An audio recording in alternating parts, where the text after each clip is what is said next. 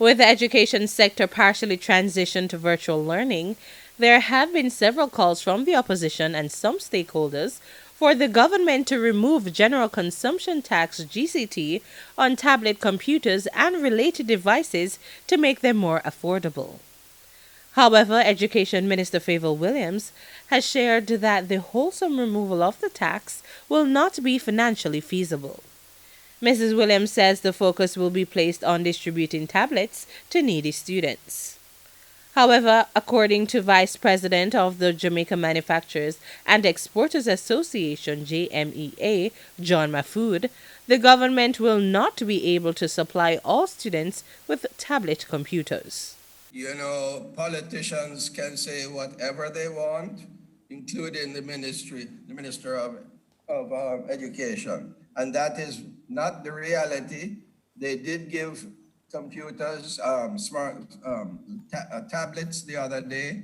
In our school of 150 students, we got 15. I think that's probably the experience throughout Jamaica. The ministry cannot afford to provide tablets to the entire country, and that's a fact, notwithstanding what they say. And it's unfortunate that they make statements to give people hope, and it turns out that it's not true.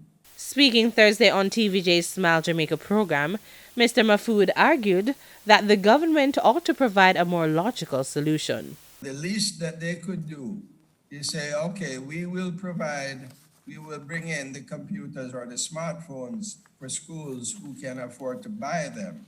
And what you would find is that PTAs and other organizations would help those schools to buy the tablets. The fact is there are about 20 million US dollars worth of tablets and computers that are brought in annually. If they give up the GCT on that, that's about 3 million US that the country would lose in taxes. But they can't afford to provide tablets to the entire population. So let's find a solution.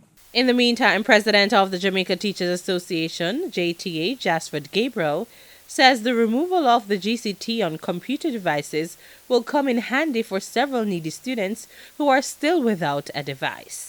This is something that I don't think in the context of a government economy, when you look at the numbers, it will do any great harm. If you ask me, it's greater priority than fixing some of the roads right now. We must invest in the educational aspect and the capital in terms of our young people. Otherwise, we will end up with a lot more social issues, crime and violence, because these students out there who are not connected, trust me, they are finding other things to do, and they are not necessarily things that are productive. Kimberly Broderick, Frontline News.